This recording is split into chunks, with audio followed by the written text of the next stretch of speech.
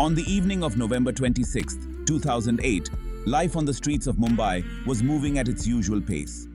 Unaware of what tomorrow held, everyone was busy with their work. No one in their worst nightmare could have imagined that just a few hours later, Mumbai would face such devastation that the city will never forget. 8 young men, dressed in ordinary clothes, looking like ordinary people, arrive in Badhwar Park on a speedboat to terrorize Mumbai. Despite looking so normal, the local people felt something strange about these boys. One of the locals, Bharat Tamor, not only found them strange, but also felt something mysterious about them. So he immediately stopped all the boys and asked them what they were doing there and where they were going. At first, they all hesitated, but then some said they were students, and others gave different excuses. But then, one of the boys shouted angrily, "Mind your own business!" It was night time, and these 8 boys of the same age, carrying 2 large bags on their shoulders, left without saying anything more. Bharat was suspicious of these boys, so he later informed the Mumbai police about the incident. But the police didn't take it seriously and took no action. Later, this inaction proved to be the Mumbai police's biggest mistake. If the Mumbai police had acted in time, perhaps Mumbai wouldn't have witnessed this dance of death. Perhaps that day's history wouldn't have been stained with the blood of 166 people. After leaving, the boys split into groups of 2 and headed towards their targeted locations. These locations included CST railway station, Taj Mahal Palace Hotel, Leopold Café, and Nariman House. All the places were just a short distance away. However, there weren't 8 but 10 boys in total on the boat that came from the sea. While 8 of the 10 boys disembarked and went to their locations by road, the remaining 2 used the boat to reach their target, the Oberoi Hotel. On one hand, these boys were rapidly moving towards their locations to carry out their plans, while on the other hand, Mumbai was going about its business as usual. People were busy with their daily work, but suddenly Mumbai shuddered with the deafening sound of gunfire. These sounds weren't new to Mumbai.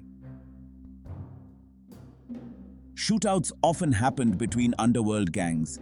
A little bit of gunfire was common in Mumbai, but something big had happened today. Something so big that its sound. It was completely numbing. This explosion and indiscriminate firing started at Chhatrapati Shivaji Terminus. Chhatrapati Shivaji Terminus is one of the busiest railway stations in Mumbai. That day, the train to Patna was running a few hours late. Little did the passengers know that this delay would prove fatal. 2 boys named Ismail Khan and Ajmal Kasab arrive at the station together and create a horrific scene that no one could have imagined.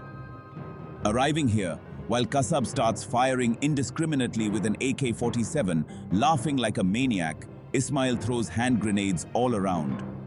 No one had any idea why and for what reason they were being attacked. Only the sounds of gunfire and screaming echoed everywhere. People started running here and there, scared by the continuous sound of gunshots and bomb blasts. Wherever anyone could find a place, they hid there. Amidst the chaos and screams, the 2 were firing as if they were playing a video game. These 2 terrorists had only one aim, and that was to kill as many people as possible at Mumbai's busiest railway station, Chhatrapati Shivaji Terminus. The people working at the station and the railway police couldn't understand how to handle the situation. Still, the railway police tried everything to stop the 2 terrorists, but failed. In fact, both boys had come with a plan, and they had all sorts of weapons. But the railway police only had their duty revolvers, which is why they could not face them and were martyred there.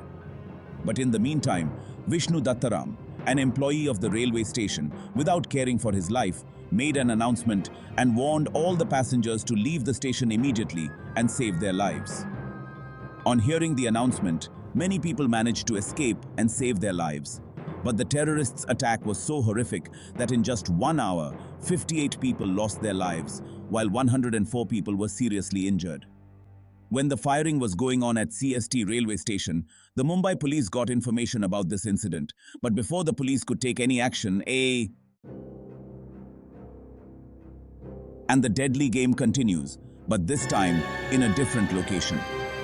Two of the 10 terrorists, Shoaib and Nazir, carry out a similar attack at Mumbai's famous Leopold Café, just like the one at CST railway station. The people enjoying their evening at Leopold Café had no idea what was about to happen. None of the people enjoying the party knew that this night would be their last. Lost in the midst of happiness and celebration, two young men with weapons in their hands become thirsty for the blood of everyone sitting in the cafe. Leopold Café is a very well-known cafe in Mumbai, always crowded with people. This cafe has always been a popular spot for foreigners. The cafe is targeted because of its popularity and the presence of foreigners. As soon as the two terrorists enter Leopold Café, they fire several rounds. Many people sitting in the cafe couldn't save their lives from the sudden, indiscriminate firing, and several foreigners and Indians are killed in this attack. Even after two continuous attacks in Mumbai, things don't stop there. The terrorists next head towards the Taj Mahal Palace Hotel, where two of their gang members had already arrived. People sleeping peacefully are awakened by the continuous attacks. People are advised to stay inside their homes. Everything was happening so strangely and quickly that no one had time to think or react. With every passing minute, the news headlines about the attack were flashing on the media. The attack, which started a few hours ago, takes such a monstrous form that news of only gunfire and bomb blasts is coming from everywhere. Mumbai, known for its fast pace, comes to a standstill for a while. Initially, the Mumbai police think it's a gang war, but soon they realize that it's not a gang war, but a fully planned terrorist attack. Several places in Mumbai were being attacked at the same time that day, when CST station and the attack was happening at Leopold Café. At the same time, another group of terrorists was targeting the Taj Hotel. The attack on the Taj Hotel was so well planned that most of the hotel rooms were booked at the time of the attack. Many delegates from the European Parliament Committee were also present in the hotel at the time of the attack. Coincidentally, Gautam Adani was also having a meeting at the Taj Hotel that day. However, as soon as Adani finished his meeting and was about to leave, his team informed him about another meeting, so he went back to the meeting room instead of leaving. While Adani went for the meeting, the third group of terrorists, Hafiz and Javed, entered the Taj Hotel through the main entrance. As soon as they entered the hotel, the Taj was filled with the sounds of gunfire and bomb blasts. As soon as Adani's team learned about the attack, Adani was immediately taken to the basement through the kitchen, where he stayed overnight and was safely rescued by Marcos commandos in the morning. Adani was safe, but the lives of thousands of others were still at stake. The two terrorists were continuously firing. There was fear everywhere upon hearing the sound of gunfire. First, these two terrorists killed the guard on duty at the main gate. After that, they killed some of the people on the ground floor of the hotel and took some hostage. After the ground floor, the terrorists started searching the upper floors by climbing the stairs while firing. However, taking advantage of this opportunity, the Mumbai police safely rescued several senior officials through different gates. Many people managed to save their lives by breaking the hotel windows and using bed sheets and curtains to climb down. The terrorists' motive here was to take a big businessman or foreign delegates hostage so that they could negotiate with the Indian government. The two terrorists attacked the fifth floor as soon as they entered the hotel because the business center was on the fifth floor. They thought they would definitely find someone important on this floor. However, if Gautam Adani had not been rescued, their plan might have succeeded. But not finding any VIPs on the fifth floor, the two terrorists went up to the sixth floor, firing, and started looking for a room to make their control center. They saw room number 520, which was locked from the inside. Even after knocking a lot, the door didn't open, so the terrorists broke the door with their weapons and went inside. Actually, K.R. Ramamurthy, the former chairman of Corporation Bank, was present in that room. He also came to know about the attack from the shower of bullets and the screams of people in the hotel. So he locked the door of his room and hid in the bathroom. But as soon as the door of the room opened, his heart started beating fast, and what he feared happened. Ramamurthy, hiding in the bathroom, was seen by the terrorists, but instead of killing him, they took him hostage. Just after the attack on the Taj Hotel, a bomb exploded with a loud noise in a moving taxi in Vailpal and Wadi Bunda, and the sky filled with smoke. All the people traveling in the taxi were killed. The bomb blast was so powerful that several nearby buildings caught fire, and many people died because of that too. Some of the 10 terrorists were also responsible for planting the bombs in the taxis. The terrorists were targeting famous and crowded places, and they were also targeting the taxis they were using to travel from one place to another. While traveling in the taxi, the terrorists would distract the driver and plant bombs in it, and then they would get out of the taxi themselves. They were also creating terror in Mumbai through the taxi blasts. While the 2 terrorists were making their control room on the 6th floor of the Taj Hotel, 2 more of their companions, Nazir and Shoaib, also reached the Taj Hotel. As soon as they arrived at the hotel, these 2 terrorists started firing indiscriminately like crazy, killing many people and taking 4 people hostage to room number 5 and 20. Now, there were 4 terrorists and 5 hostages in this room. At this time, one terrorist was constantly talking to someone on the phone about the next attack, while another terrorist was looking at the IDs of the 5 hostages and planning the negotiations. But not finding any big names among the captured people, the terrorists set fire to the sheets and curtains of the room, locked the room, and came out themselves. The hostages were suffocating from the smoke of the fire, but somehow they freed each other and managed to save their lives by climbing down from the windows of the room using bed sheets. These 5 hostages survived, but by now, 31 people had lost their lives in the Taj Hotel. On one hand, there was terror in the Taj Hotel, while on the other hand, the terrorists. The 4th team, Nazir and Babar Imran, enter Nariman House and take the people there hostage.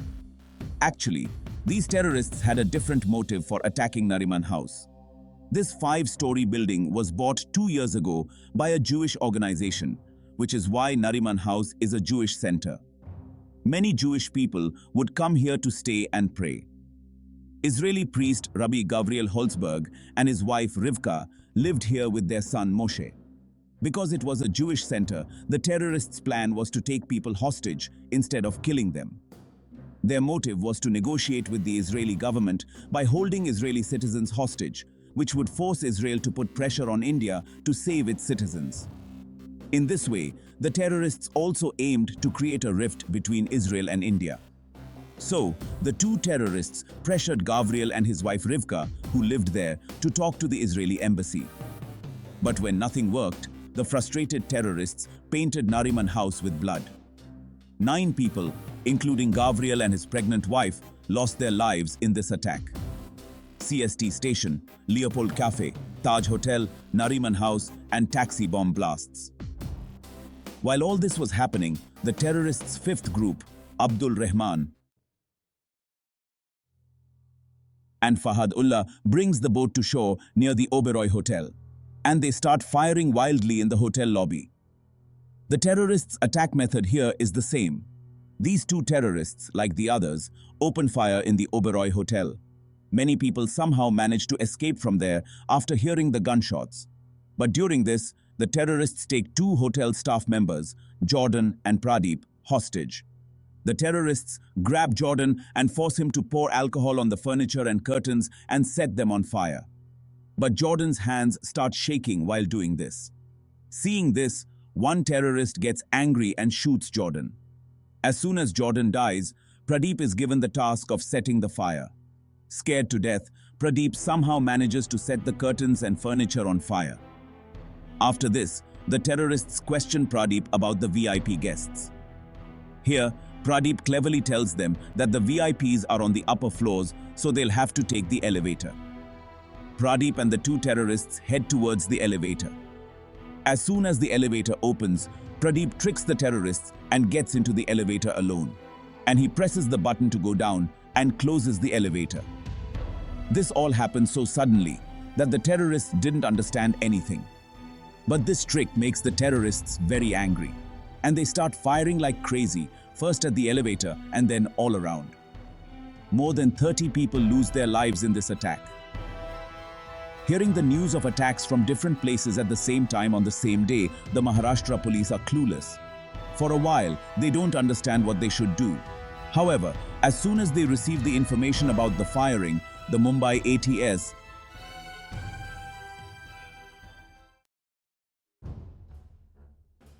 head Hemant Karkare quickly gets his team ready and goes after the terrorists.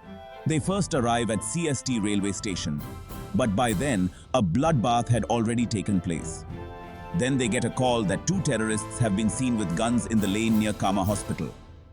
Upon receiving this clue, Hemant Karkare turns his car towards Kama Hospital. In this car, along with Hemant Karkare, were ACP Ashok Kamte, Vijay Salaskar, Head Constable Arun Jadhav, and 3 other constables. As soon as the car reaches the lane near Kama Hospital, Kasab and Ismail, the ones who attacked CST, suddenly appear in front of the car and start firing indiscriminately. In just a few minutes, they empty 2 AK-47 magazines on the police car. During this, the police also fire back, and Kasab gets shot in the arm. But the terrorists' heavy firing riddled the police car with bullets. As soon as the firing from the police stops, Kasab and Ismail move towards the car and check to make sure no police officer is still alive. In this shootout, many police officers, including Hemant Karkare, were martyred. After making sure that no one is alive inside the car, the 2 terrorists pull out the bodies of Vijay Salaskar, Hemant Karkare, and Ashok Kamte and clear the driver's seat. The terrorists wanted to remove the bodies of the police personnel sitting in the back seat as well. But since the back door wouldn't open, they didn't waste time and got into the front seats and drove off towards Malabar Hill. However, due to the gunfire, the car was in very bad shape. The car's tires had been hit by bullets, and after driving for a short distance, the car gets a flat tire. The 2 terrorists are thinking about changing cars when they see a scooter coming towards them. They continue towards Malabar Hill. At this point, 2 good things happen. 1, the terrorists forget to kill the scooter rider. And 2, the terrorists don't notice that Head Constable Arun Jadhav is still alive in the back seat of the police car they had been driving. He had only been shot in the shoulder and he had pretended to be dead, listening to Ismail and Kasab's conversation the whole way. So, as soon as the terrorists left the police car, Arun Jadhav immediately called the police control room and informed them about the terrorists' direction and destination. Immediately after this, barricades are set up all over the city and police forces are deployed at these barricades. With the police now in action, the 2 terrorists are surrounded by police officers from all sides. Seeing no chance to escape, they try to break through the barricade. Suddenly, heavy firing starts from both sides, but the 2 terrorists are no match for the police. When the firing from the terrorists stops, the police sense that they are dead, but no one dares to go forward and confirm their deaths. In this situation, Assistant Sub-Inspector Tukaram Omble comes forward, pushing through the crowd of police personnel and performs the bravest act. Even though he was unnamed, he moved towards the terrorists. But as he reached them, one terrorist gets up. As the terrorist raises his gun to fire, Tukaram grabs the gun tightly and makes sure the terrorist can't escape. Angered by this action, the terrorist fires 23 bullets into his body, causing Tukaram Omble to be martyred on the spot. However, the sacrifice of martyr Tukaram Omble does not go in vain. While one terrorist had already been killed, Kasab is captured alive because of Tukaram's bravery. Another terrorist is captured alive. The captured terrorist's name was Kasab, who later proves very useful for the investigation. But there were still 8 terrorists at large who were creating terror in Mumbai. Before we learn about their next moves, let's understand why these attacks happened in the first place. Who was behind these attacks? Who was the mastermind? After the Babri Masjid demolition on December 6, 1992, India was burning with riots. Many Islamic terrorist groups were looking for a chance to attack India. The first example of these attacks is seen on March 12, 1993, when 12 bombs exploded one after another in Mumbai, killing 257 people and injuring more than 1,000. During the investigation of these attacks, it was discovered that the RDX used in the explosions was brought into Mumbai by sea. Because of this, security at sea was tightened, and the Coast Guard constantly patrolled Mumbai's coastal areas with helicopters and ships. But suddenly, in 2006, this patrolling was stopped by the Navy. The Navy's decision gave terrorist groups plotting against India a good opportunity to attack. India had no idea that Hafiz Saeed, the leader of Lashkar-e-Taiba, sitting in Pakistan, was planning an attack that would grab the world's attention. Hafiz Saeed had orchestrated several attacks in India before, but this time, for a bigger attack, he was looking for people who could help him. Coincidentally, he met Dawood Syed Gilani, who lived in America, was involved in the drug business, and had been to jail several times for it. Dawood Gilani's father, Syed Salim Gilani, was a Pakistani diplomat, and his mother, Alice Carroll Headley, was American. Because of this, Dawood looked exactly like a foreigner. Hafiz Saeed wanted to use Dawood for a specific purpose because of his unique appearance. Hafiz Saeed had been in touch with Dawood Gilani since 2001, and in 2002, he invited Dawood to Pakistan under the pretext of a feast to fulfill his plan. When the two met, Hafiz told Dawood his plan. Although he didn't reveal his entire plan to Dawood, he told him that he had to fight this battle for Kashmir. Dawood was very influenced by Hafiz Saeed and agreed to the plan. Dawood was called to Pakistan several times for training, and after multiple meetings, he was transferred to Lashkar-e-Taiba's foreign recruitment wing. After completing the training, Lashkar-e-Taiba revealed to Dawood that he was needed not for Kashmir, but for Mumbai. But to prepare for this, Saeed told Dawood to return to the US and change his identity. Dawood returned to the US and, using his mother's identity, changed his name from Dawood Syed Gilani to David Coleman Headley. Pakistan's ISI helped Dawood do all this. Before the attack, it was necessary to gather detailed information about all the locations in Mumbai that could be targeted.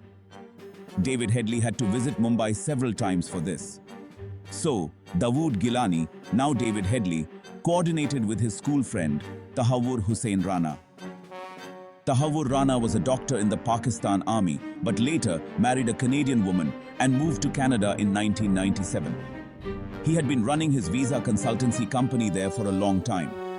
Dawood Gilani made a plan with Tahawwur and opened a branch of his visa consultancy company in Mumbai so that he wouldn't have any trouble traveling to and from Mumbai frequently. He carried out this entire operation according to the plan, and because of his foreign appearance and US passport, no one in Mumbai suspected him. In this way, he came to Mumbai several times and gave Lashkar-e-Taiba information about all the famous places that could be attacked by sea. Meanwhile, Hafiz Saeed, sitting in Pakistan, continued planning the attack on Mumbai with the help of all the information he was receiving.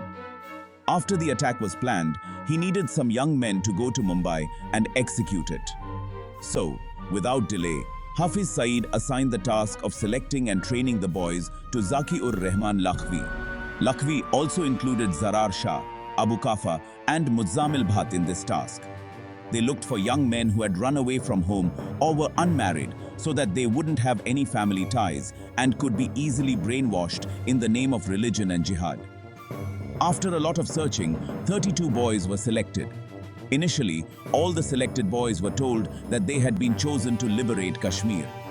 They were misled in the name of religion. They were told that Allah Himself had chosen them for this holy task. Driven by fanaticism, all the young men put their heart and soul into the training to carry out the plan. The training is divided into 3 rounds. The first round of training is called Daura-e-Amma. The second round of training is called Daura-e-Safa, and the third round of training is called Daura-e-Khasa.